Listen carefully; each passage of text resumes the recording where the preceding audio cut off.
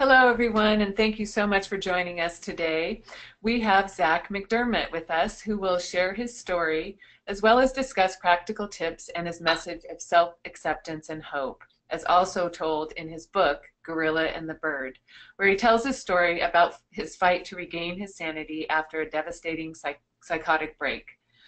Zack McDermott has worked as a public defender for Legal Aid Society of New York and has appeared on This American Life, Morning Edition, and Gawker, among other places. And he is originally from Wichita and now lives in New York City. Welcome, Zack. We're so pleased to have you today. Hi, thanks for having me. My game now? Your game, you're on. All right. Hello, everybody. As we said in the intro, I'm Zack McDermott. I'm the author of this book. It's called Gorilla and the Bird, a memoir of madness and a mother's love. And in it, without giving away too much, I detail three of my psychiatric hospitalizations. In my life, I've spent 45 days, give or take, in a locked psychiatric ward. The first time it happened to me, I was 26 years old. I had just finished, I just graduated from a top 10 law school, and I was almost through my first year of working as a public defender at the Legal Aid Society in New York. So I was a public defender in Brooklyn. Toward the end of that year, I'd started doing stand-up comedy, and a few other things had changed in my behavioral patterns. I'd started smoking a lot of marijuana, which for me was something I was never really much into. I'd kind of dabbled in a bit in school, but I never smoked every day or multiple times a day.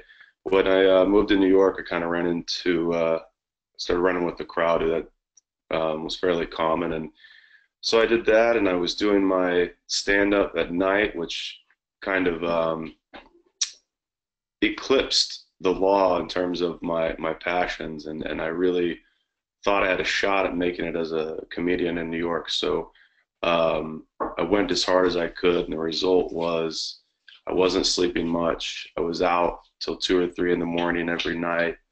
I'd come home, I'd smoke a joint, and I'd watch a Netflix documentary to get material. Then I'd write. I'd watch then I'd watch a stand-up special to study the prose. Then I'd be up and I'd be in court in the morning, defending usually mentally ill people. The vast majority of my clients in the criminal justice system were mentally ill. So I'm getting to work late. I'm tired. I'm not really holding together too well at work, but I think I'm all right because I'm pretty sure my big break is coming as a comedian. There's a hospital in New York called Bellevue, which a lot of people have heard of just because it's in Law and Order all the time. But the reason it's in Law and Order all the time is that is where us public defenders send our most mentally ill clients. That is, if we have a client who's found not guilty by reason of mental incapacity, they don't go home, they go to Bellevue. So Bellevue's kind of this, almost has this ominous seat in our culture, but it definitely does in our practice as public defenders in New York. It's known you don't really want to go to Bellevue. Is it a better alternative to Rikers Island? Arguably not. You go to Bellevue, you're still incarcerated, but the people you're incarcerated with are so far along on the spectrum of where they're at with their lucidity at the moment and how, what society would commonly just call insane. You're with the most mentally ill of the most mentally ill, and everyone in there has been convicted of a crime. It's just been ruled that you can't assist in your defense. So loop that back around to me running around doing comedy and trying to practice law by day. The center did not hold on this one. Eventually, I started sleeping less and less. My hair, which kind of looked like this around that time, was shaved with a one guard right here, tall spiky mohawk right here. I looked like Travis Bickle from Taxi Driver. I grew a huge handlebar mustache out to here. I was trying cases in criminal court like that. I tried a case with a mohawk and a giant mustache. My 70-year-old client with no criminal record may or may not have appreciated that. He didn't express any displeasure, but I I probably would have asked for a shuffle if I were him. Thankfully, we won his case. After we left the courtroom, the legal aid lawyers went to happy hour to celebrate. In front of my colleagues, I took off my pants and my shirt and did a little strip tease. Danced on the ground. I slithered around on a snake, like a snake. I humped the dance floor. When the bartender came over and told me I had to stop or she'd call the police, I gave her the old Chippendales move. And, you know, thought it was a good laugh. I had one of my young colleagues escort me out of there, and I wasn't worried about it. I got dressed and went and met a comedy friend at a hotel where we met with another industry person and talked about starting a reality TV show based on my stand-up act. So I wasn't too worried about embarrassing myself at work because I was pretty sure that wouldn't be my work much longer, lawyering. It's about a week later. I spend the night writing all over my walls of my apartment in bright red marker. I covered every inch of the walls of my apartment in bright red marker. And I'd been writing nonstop on pieces of paper, on my computer, on my laptop, at work, in court, but finally I just had stuff that was so beautiful and so brilliant that it was just spilling out of me, and paper wasn't appropriate for it, and my roommates needed to wake up and see it all, and just truly appreciate the power of the man that they were living with, right? So I covered the whole wall, like every single entire wall of our apartment, the living room, the bathroom, all of my bedroom, right on the window, or I'm sorry, the mirror of the bathroom, and it's all gibberish, but it's brilliant gibberish, like 36 chambers plus 5 equals 41 shots. We are all Amadou Diallo.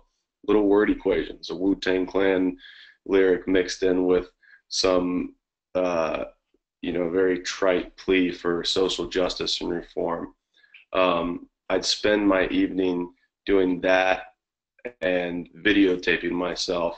Kind of ironic right now, just talking into my computer like this, but occasionally making myself cry, and then showing the camera that I wasn't crying. I was just and then I would try to method act my way to play a crazy man, like my schizophrenic Uncle Eddie. So I would listen to this music and I'd light the room so that it looked scary and spooky, and I would make like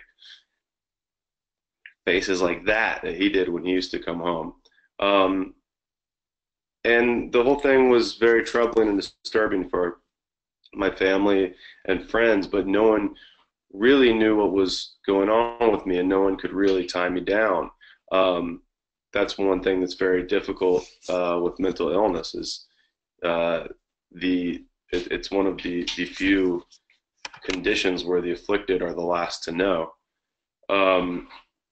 So this doesn't end well for me, right? Not on this day. The day after I wrote on the walls, I stepped out of my apartment on the corner of St. Mark's and Avenue A in the East Village, and I was 100% positive that I was on a TV show. I was sure that we were rolling. I was sure that my comedy friend, who had Hollywood connections, had arranged the whole thing and was following me around with hidden cameras, and that the people on the sidewalk were actors, and I was supposed to follow them, and they were supposed to guide me to my next scene. So if a big group of people is coming from over there, coming this way. Okay, that's so obvious, Zach. You follow them until you see, oh, I don't know, an old man on a park bench who looks a little too generic, or who looks a little too stereotypical old man on park bench. So that's the guy you want to go interact with. That was the first guy I went and interacted with. And I went and tried to steal an old man's bike. I wasn't going to keep it. I just wanted to take it for a few laps around the block. And the old man, luckily, was a better actor than I was expecting him to for our budget, and said, no, right away, and kept his bike. So that was the first crime I could have committed over the course of the day, but I did not commit, it would have been like a robbery, really. I didn't steal an old man's bike.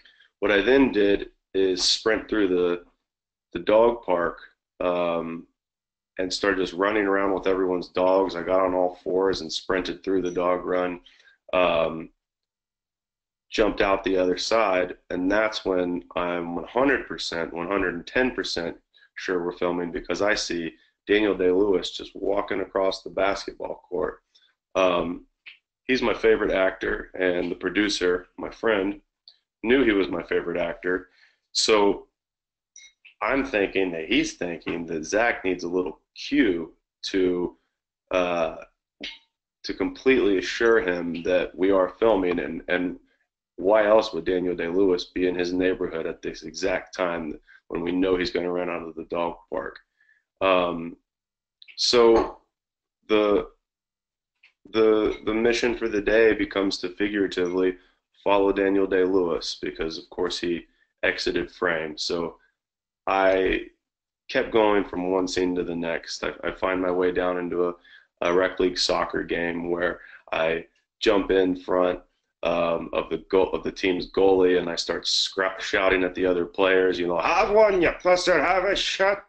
And I pull my pants down past my butt. I'm running around the field half naked. And all the while I'm loving it, but I'm still occasionally trying to figure things out, because I know that there can be mounted cameras somewhere and I don't see them, and that's easy enough. And there are cameras everywhere in New York anyway, so which one is ours doesn't really matter. That's the producer's job.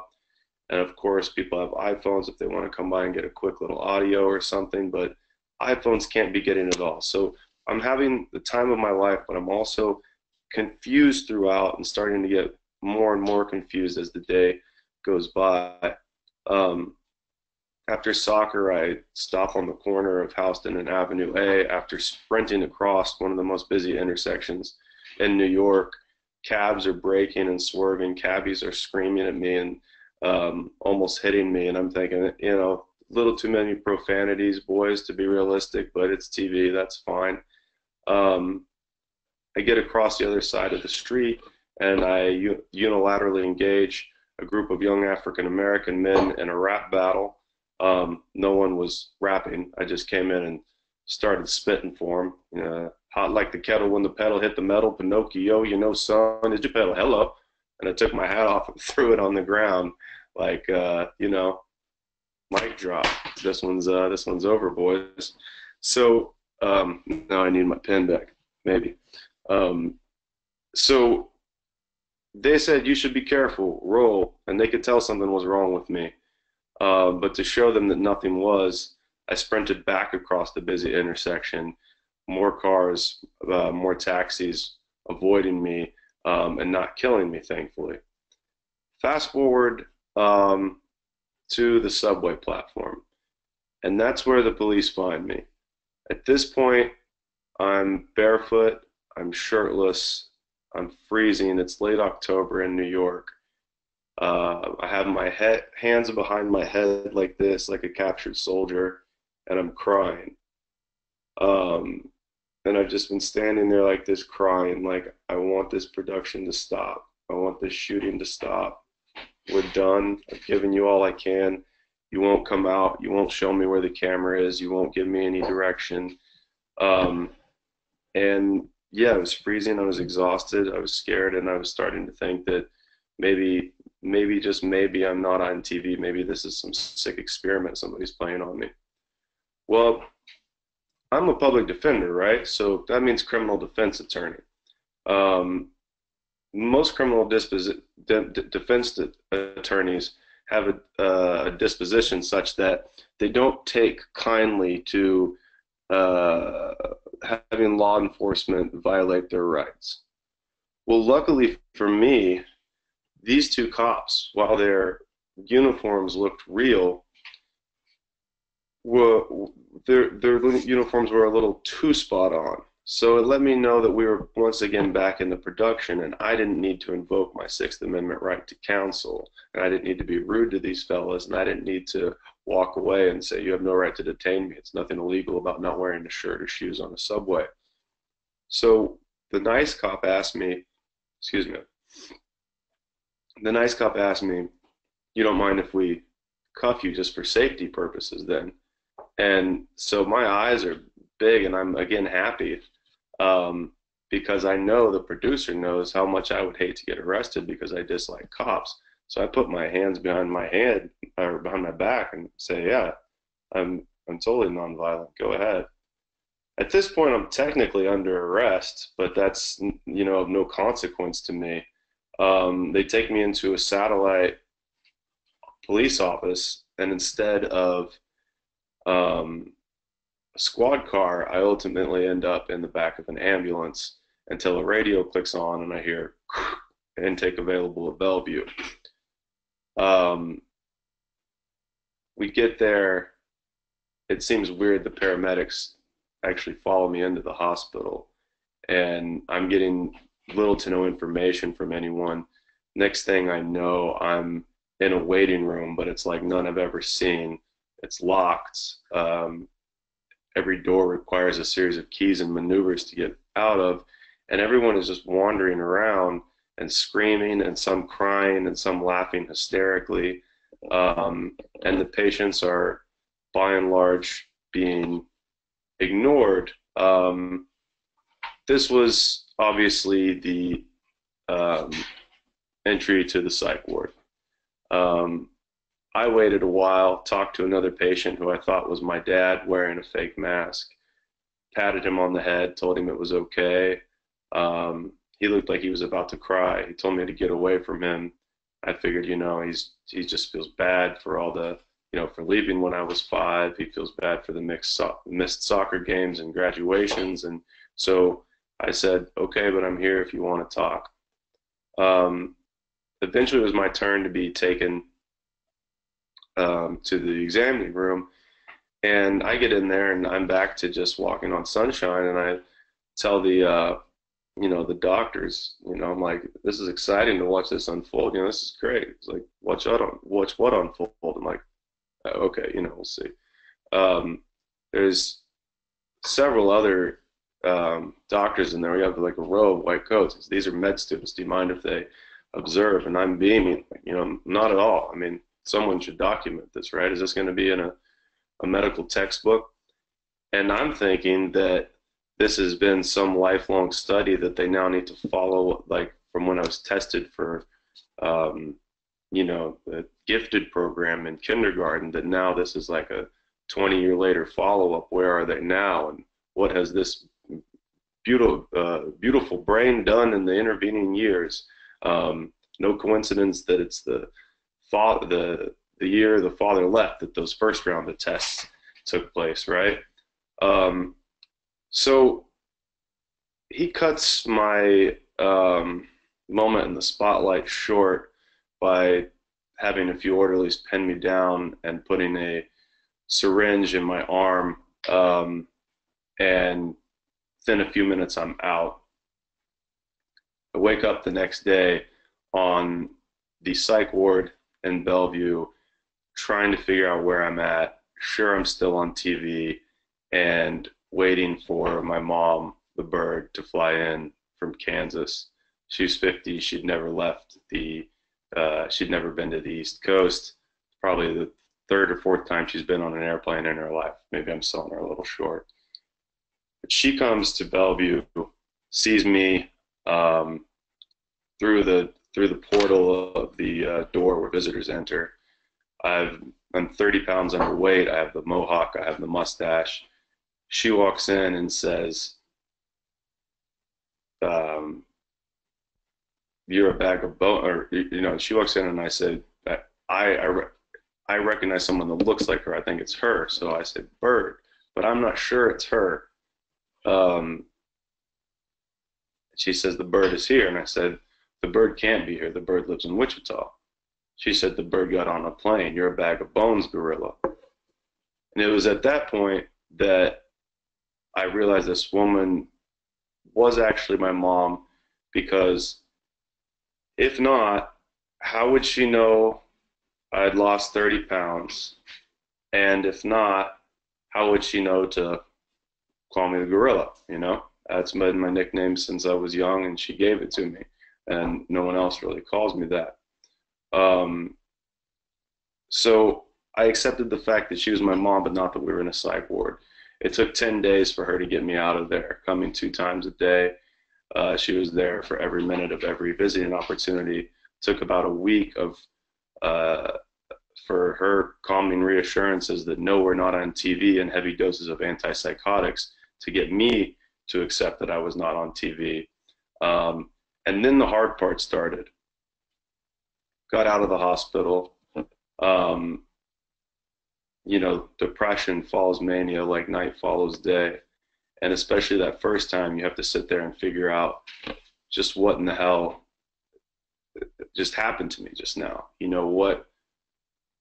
What happened to my life just now? Because it's not like that you lose that one discrete week or 10 days in a psych ward. You also lose those couple months building up to it, where your checking account is now empty because you spent $800 on novelty t-shirts at Urban Outfitter. And then for me, I started looking back further and saying, oh my God, how long have I been crazy? I've been crazy my whole life.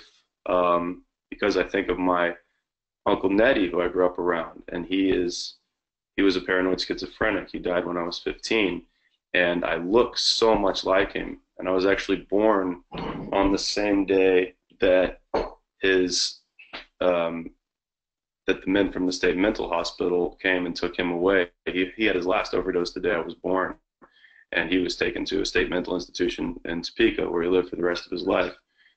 So I'm looking forward and not liking what I see, and I'm looking backward and I'm even more terrified. Am I my uncle? Have I been as scary as my uncle my whole life? Is my little brother terrified of me?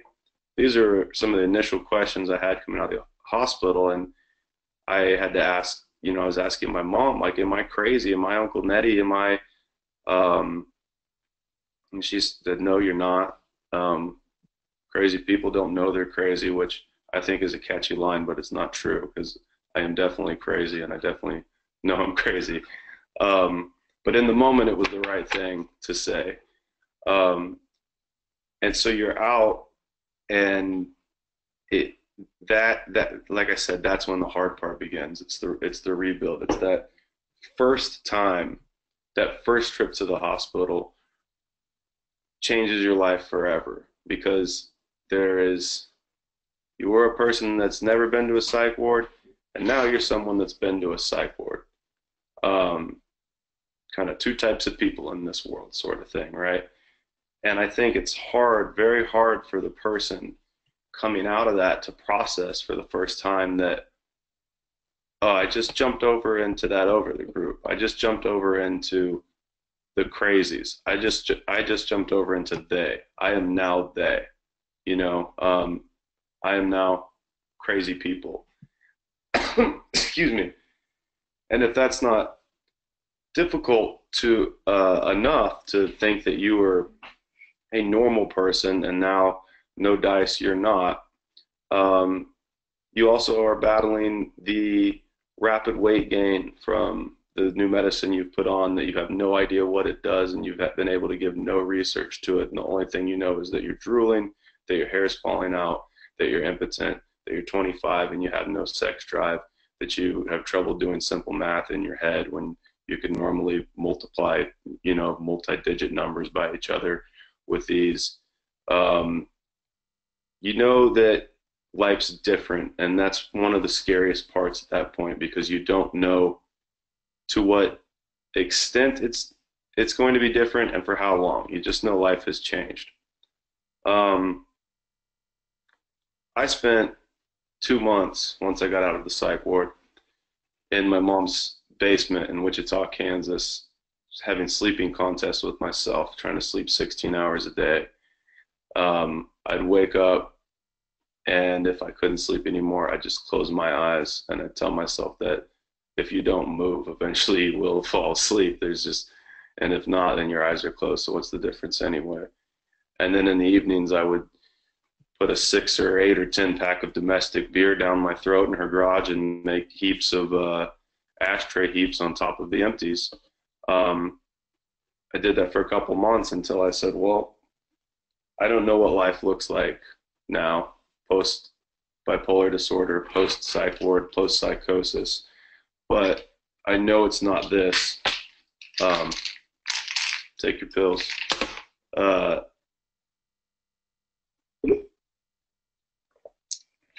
excuse me. I know it's not this though. I know it doesn't lie. The secret to happiness and fulfillment doesn't lie in my mother's garage. Um, it has been, let's see, 9 years, 8 years since that happened. I've been in a couple more psych wards. I had another psychotic break that was worse than that one. Um, I was in the psych ward for almost a month. Um, it was the scariest place I'd ever been. I saw fights all the time. There was a guy there that was frequently insinuating that he would like to have his way with me in the shower, and he was certainly big enough that he could have done it. Um, I messed myself in the shower. Um, it was just one series of humiliations upon another. Um, and that all being very tip of the bad part of the bipolar iceberg doesn't even begin to cover all, the everything, all the stuff, all the bad stuff, right? So why then does this idiot choose to come out here and tell us that bipolar disorder is the best thing that happened to him? Um,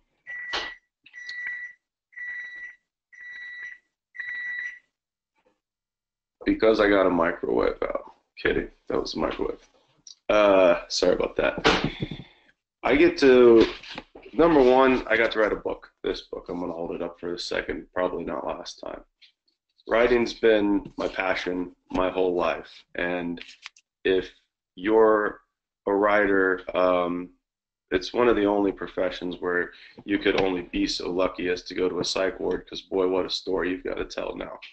So that's one reason that is very specific to me, and I wouldn't recommend going crazy just to try to get a book deal. But one cool thing happened out of that. I got this book, but that's kind of that's not fragile. That's like totally selfish to me, and it's simple and materialistic in a certain way. Um, I'm glad I've got this book, uh, and that's what makes me thankful for bipolar disorder, because this book allows me to travel and talk to people. And what I find is that when you tell someone you're a writer, inevitably their first question is, what do you write about? I often don't even want to answer the question, not because I'm embarrassed to tell them my story, excuse me, but it's just a lot to unload on a stranger on an airplane. Oh, what do you do? I'm a writer. Oh, what do you write about? Hi, my name is Zack McDermott. I've spent 45 days of my life in the locked psychiatric ward, but you have to give them a lot of personal information about you right away. And it's not that I'm embarrassed. I don't think anyone should be embarrassed to have bipolar disorder by any stretch. It's that everybody wants to talk to you about it at that point. And that's what's been so beautiful about this. That's why it's the best thing that's happened to me, because what it's shown me is that so many people are touched by this. Everyone is. The person on the left of the airplane wants to tell you about their own struggle with it and how they think everyone's got a little some of that in them. The person on the right wants to tell you, oh no, but honestly, I know exactly what you mean. My son went to the psych ward. So it's varying degrees of understanding and experience, but universally, people want to talk about it, and it's not because they think, you're a pop star, a professional athlete, like oh, that's just cool to know about. People want to talk about it because it affects everyone. You'd have to be a hermit to not know someone that you love or care about that hasn't been affected by a serious mental illness.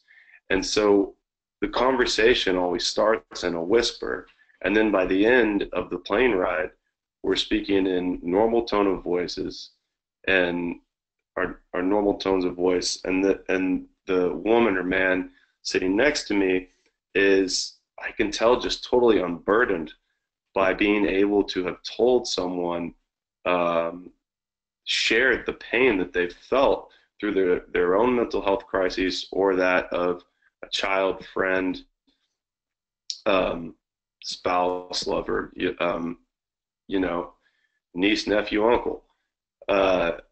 People are unburdened. People want to talk about mental illness because it affects all of us.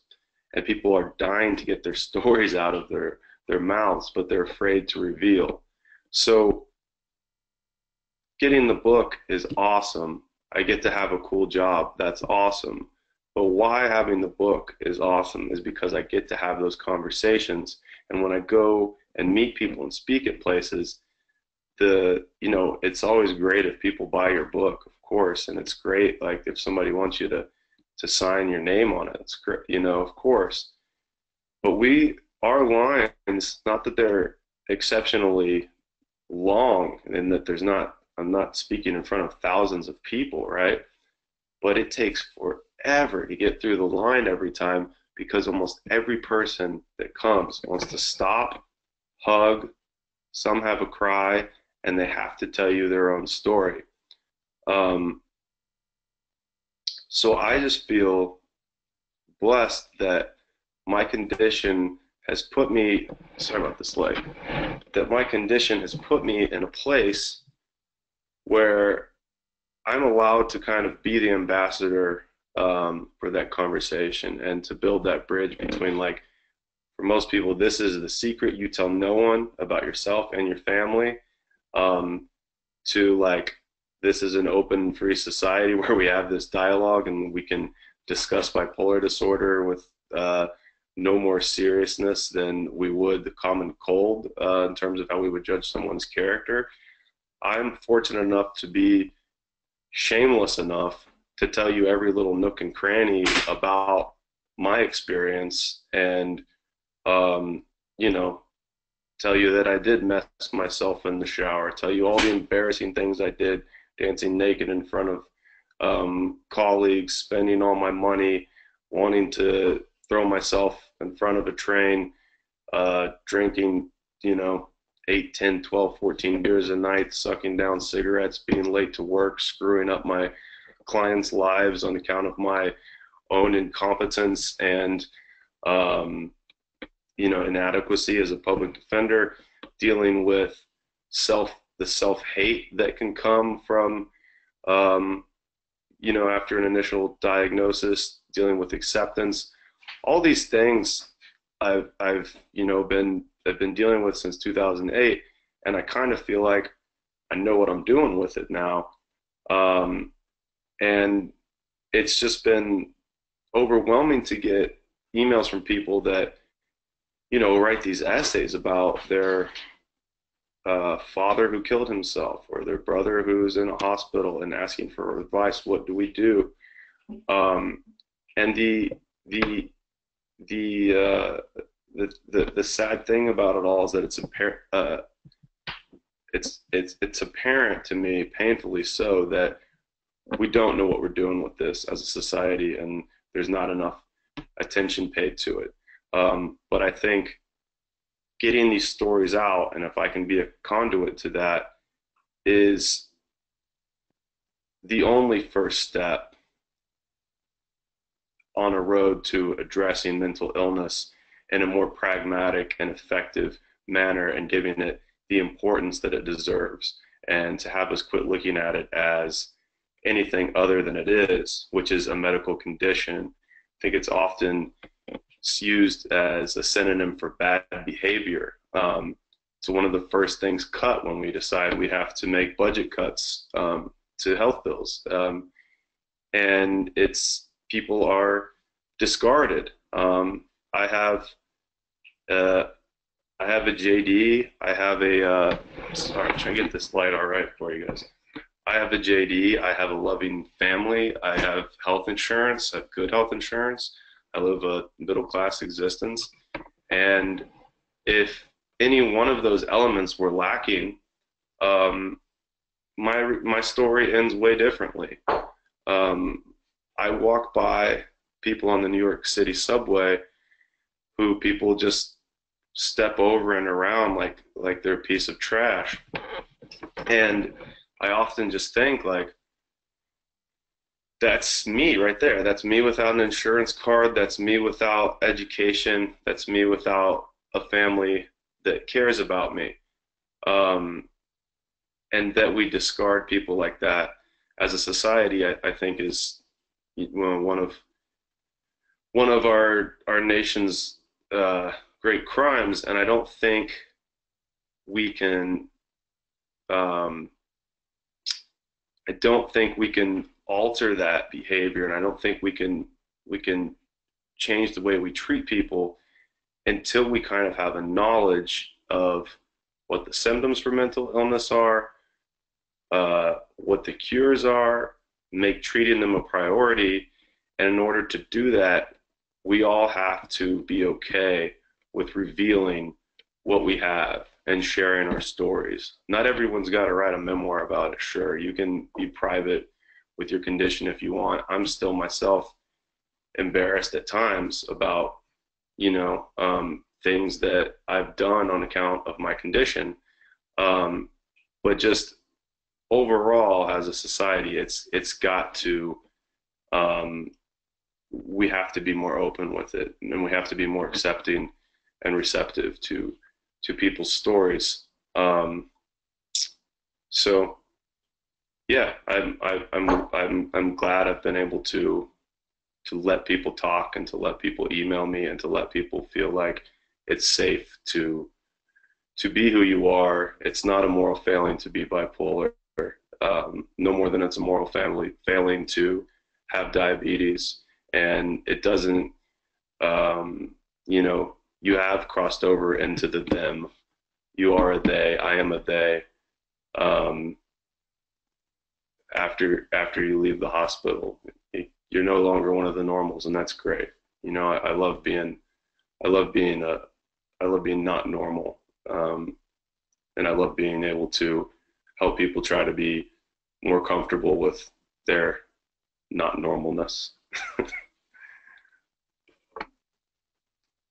gonna take a sip of coffee and take questions too at any point if you want. Excellent. Thank you so much, Zach, for sharing that story and your journey. Very much appreciated. As he said, we're opening up for questions, so please type those in your control panel, and we'll get those to Zach. So, Zach, what are you currently doing at this point for work? Writing. Writing. Yeah. So right now I'm spending sorry I keep doing this. I'm trying to do what I can to get this glare out of you guys' face. Is it bothering you? No, it's fine actually. No worries. Okay, cool. Excuse me. Sorry. Yeah, I'm mostly we're promoting the book right now, and I'm trying to work on a few other projects. The book has been optioned for TV by Channing Tatum. I'm not really working on that right now, but I'm trying to work with some other organizations to spread mental health awareness. I just did a campaign with Movember, and just kind of writing some freelance articles to mostly focusing on bipolar disorder. Um, and I may be doing a thing with This American Life soon. They're shouldn't have said that. They're pitching it. That's a secret. They haven't they haven't pitched it yet. I don't want to jinx myself. Hopefully, This American Life will be interested in doing a thing, and that would be a good project for me. And I'm trying to write some TV. Excellent, excellent. Another question, what do you do now to be consistently mentally stable? Well, that presupposes that I'm consistently mentally stable, doesn't it? Um, no, I actually am. Uh, I think, and I'm very lucky in that my routine is very simple, and I found a medication that I respond to very well and has very few, if any, side effects. I take 400 milligrams of Lamictal every day. Um, if I have a bad night's sleep, I'll take an Ativan, but I rarely take Ativan. And if I have 2 or 3 bad nights sleep, I'll take a Risperdal, which is an antipsychotic, which is just like precaution I'll take so that for me, once mania starts, it's wildfire. I get that first little flash of mania or psychosis, and we, yeah, it's California and fire season in my brain. So we have to stop it at the first possible sign that I'm exhibiting symptoms. Luckily, I'm very in tune with my symptoms, and there's also just an absolute one-to-one correlation between did you get enough sleep and are you exhibiting symptoms. So I know what they feel like. I'm on high alert for them, um, and I just listen to them and I'm careful with them and I sleep enough. And my if I sleep enough, don't party too much, take my meds, I'm okay. That's my routine. Great, thank you. Mm-hmm. The next question is, how many episodes have you had? Um, let's see. So you got 3 in the book, and I had not had one since the book came, or I had not had one since 2012. The book came out this year. Um, I had one right before the book came out, my first one in 5 years. I wasn't hospitalized, but it was crazy because I write in the book and I say all the time that this is a condition I have, not something I had, and it's something to be managed and maintained, not cured. And I kind of quit believing that because I'm so good at managing it, and because I'm so in tune with my symptoms and aware of what's going on with me, and I know what medications I need to take and when and what dosages, I kind of quit believing it. If you'd have said, bet me $1 million right now that we have a future, we have a crystal ball here, bet $1 million whether you ever have another manic episode or not, I would have said no on the spot if someone had offered me that bet. And then, like, completely predictable set of events, the way it unfolded. I didn't sleep for a couple of days in a row, and then I kept having trouble sleeping, and it happened. I ended up thinking thinking I was auditioning to play the role of myself for the TV show based upon the book about the time I thought I was in a TV show. That was really the nature of the psychosis on that one. I thought I was auditioning for Channing's series, and that the way that they would do it would be secret cameras. That I was able to trick myself twice like that. It blows my mind. But yeah, had one recently, and that makes 5. Okay. Thank you. Thank you for sharing. Mhm. The next question, did you see any indication of mental illness before your first break?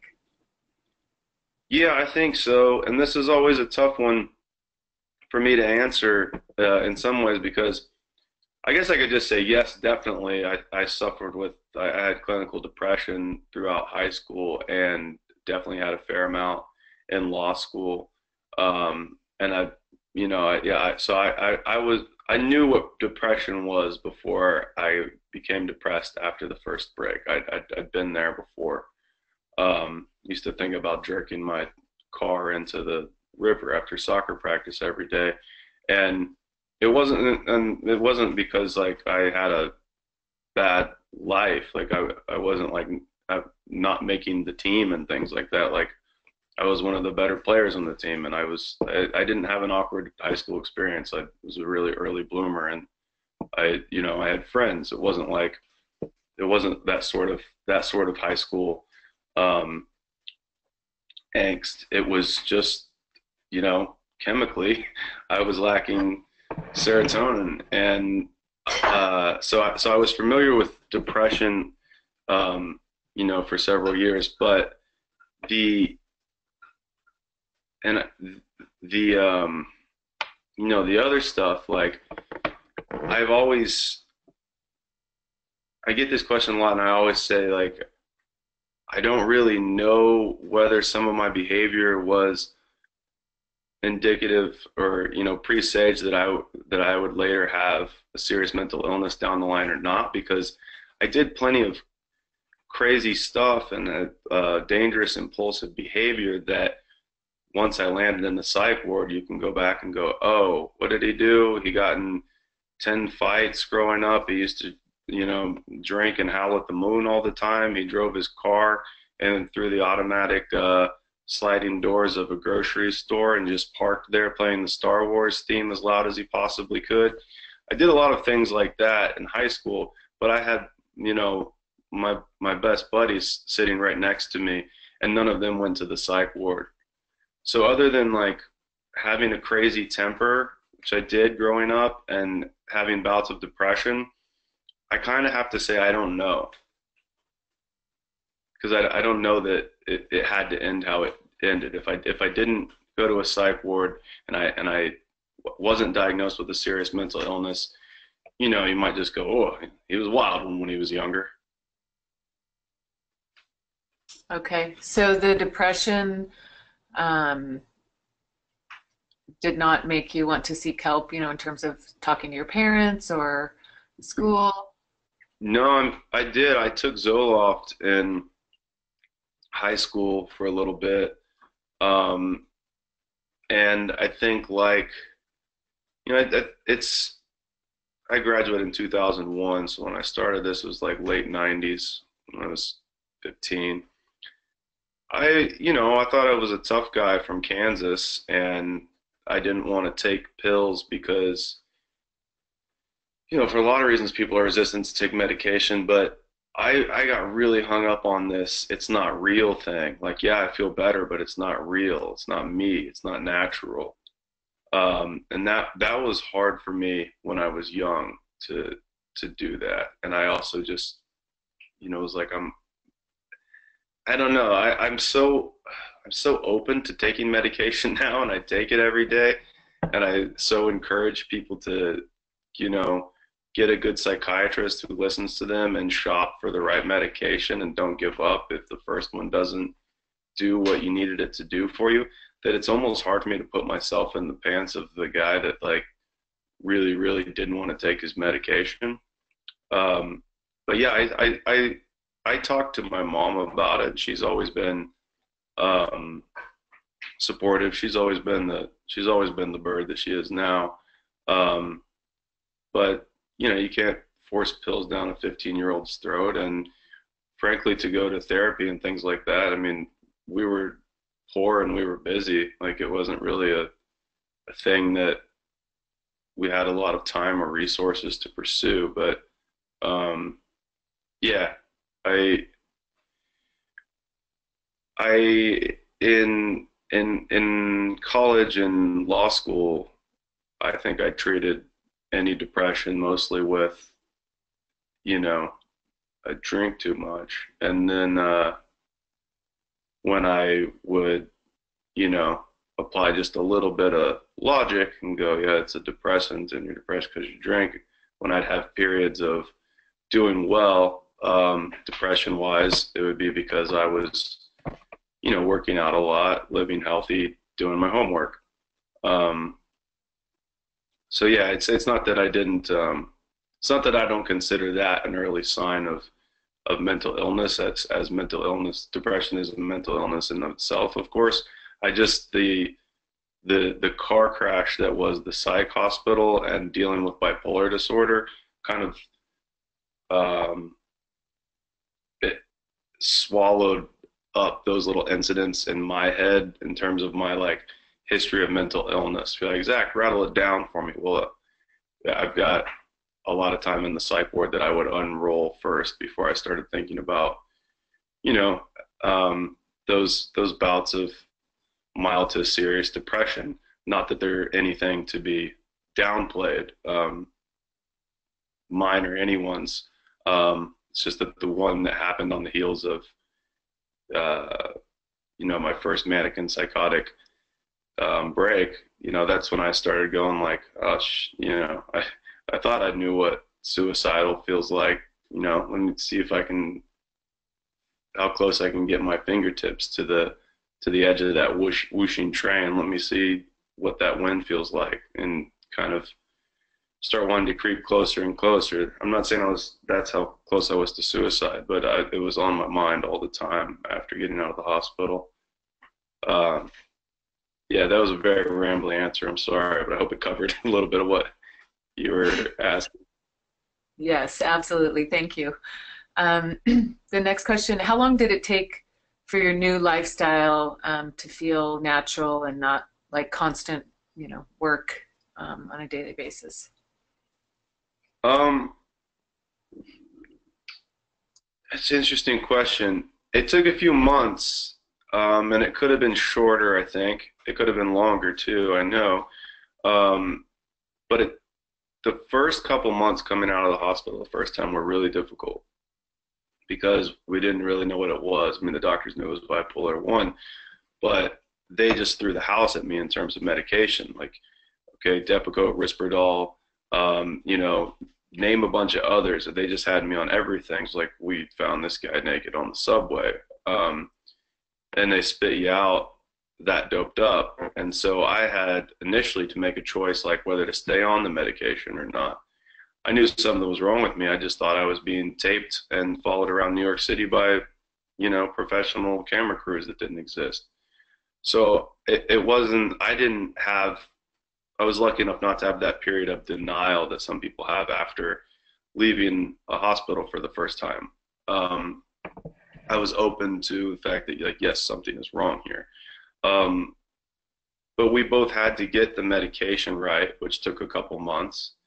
I had to work my way through that initial bout of depression, which took a few months. And I think everybody's life is different. Like what they leave and destroy, what the mental health crisis leaves and destroys and leaves in its wake is different from every person. So in mine, I thought I'd lost a stand-up comedy career that I, wasn't obviously near as close to making it as I was, but I thought I'd lost my dream job. I definitely lost an apartment I loved. I had no money. I'd lost a girlfriend. I had my best friend not talking to me anymore. So there's the like getting the routine right and making life feel normal, but then there's also the like just, oh my God, look at the shipwreck here. And you have to sit there and figure out, are you going to pick up items and try to salvage them? Are you going to try to put the whole boat back together? Or are you going to build a new boat? Yeah, to put a time frame on it, I don't know. And I don't know how useful that can be really, because everybody's, going to come out with more or less collateral damage than the next person. And um, I'm still adjusting to my new life, I think. Um, but within 6 months after release, I would say that was the first time I was probably like, hanging out again and and socializing with friends and feeling like maybe I'll talk to a woman again someday. Maybe I'll make a new friend again someday. Maybe, that's about a long time it took for hope to return. That I might have a normal, fun, fulfilling life. Great, thank you. So on that note, do you have a plan, any type of plan of sort? Should this happen again? Should you have another manic episode with your family and friends? Have you discussed it with them, those that remain your friends, to help you? Yeah, we have. I mean, we've been through it so many times that we kind of know the fire drill here. I call my mom. We talk almost every, excuse me, I'm sorry. We talk almost every day. But when things are not going well, she knows that I know I can call her in the middle of the night, any night. I'll call her at 3 in the morning. I'll tell her, she'll say gorilla report, and I'll say gorilla not good. What's wrong? Um, have you? How much have you slept? Did you take an Ativan? Can you take an Ativan? Are you cold? Are you hungry? Can you make some food? Um, and depending on the level of the crisis, we'll talk through it with different levels of painstaking detail. In my last one, I was like howling, just crying so hard on the phone with her. But we're still going through this checklist where I say, okay, listen, don't let me cry too hard. I can't get a headache. She's like, okay. I'm like, so you got to remind me to quit crying. And she's like, okay. She's like, keep crying now. I'm like, no, I need to cry a little. I need to clear my nose. And I'm like getting up and I'm saying, all right, I'm making some eggs right now. You got to tell me to turn off the burner. She's like, do you need eggs? Can you go to bed without eggs? Bird, I'm hungry. By the time we're done arguing it, the eggs will be scrambled. And I'm, okay, eggs are done. What are you supposed to tell me? Turn off the burner. Well, what was I supposed to tell you? I don't know. Turn off the burner? No, quit crying. So I quit crying, get some water. How's your neck? Put some ice down. She walks me through like going to sleep. She's there if I need to call and cry.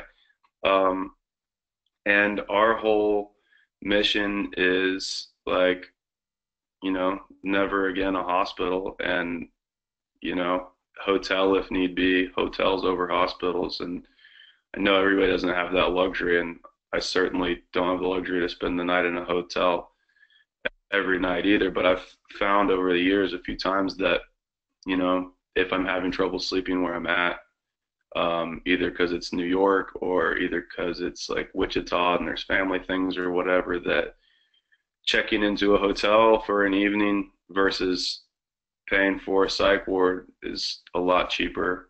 And yeah, it's just kind of about having people around you that monitor you and love you and encourage you like, hey, it's 3 in the morning, maybe you should quit writing on that thing. You need some sleep. You didn't sleep that well last night.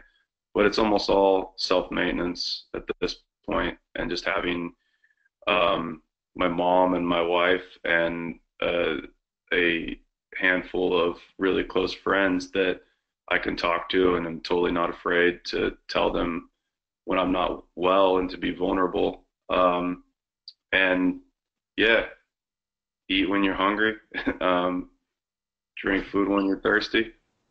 Um, it's it sounds like trite, but sometimes it's so simple when you like sleep is so key, and you have to your head gets scrambling like, what do I have to do? I'm hungry, and you go eat.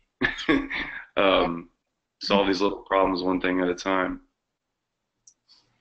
So on our ending note, what would you say to a young person who was recently diagnosed? What would be your message? Man, I'd say welcome to the club. What do you want to be when you grow up? How do you feel right now? I, it would be so tailored to them, you know. I think you have to meet people where they are. And some people, you know, would appreciate a joke about it. Some people would appreciate an embrace and a like, hey, you're just like me, and you know, but you're not. You're you, and you're unique. But this gets better. Some people appreciate motivation. Some people just want to be listened to. Some people want to be left alone. But I would, you know, if I could make generic advice for them, point number one would just be take it seriously and figure it out. Figure out what works for you. Like you've got it, accept it. Now spend as little time as you can fighting the fact that you have this thing that you don't think you want to have, and you know start building your war chest and your arsenal against this thing, and start figuring out you know how you're gonna make this work for you, how you can make bipolar a good look on you, because you can. Well, that's awesome. Thank you. Thank you so much. And thank you for sharing this time and telling us your story so candidly and for the insight. We really appreciate it. And I'm sure Thank you all guys those so listening. much. Absolutely. So Really appreciate it. we'll be signing off and just reminding everybody that this is recorded and will be archived on our site. And Gorilla Great. and Bird, book to buy. Thank you so much. Thank you, All right. Zach. Bye-bye. Bye.